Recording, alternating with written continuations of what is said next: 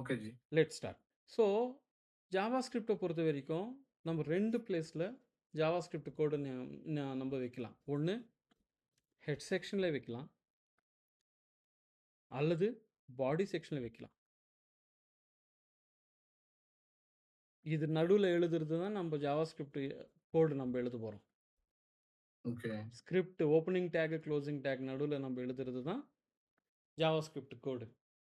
Okay. Technically and theoretically head செக்ஷனில் வைக்கிறது தான் கரெக்டு. ஓகே. அதான் பெஸ்ட் பிராக்டிஸ். இல்லை சொல்கிறேங்க. தியரிட்டிக்கலி ரூல் படி நீங்கள் ஹெட் செக்ஷனில் தான் வைக்கணும். ஓகே.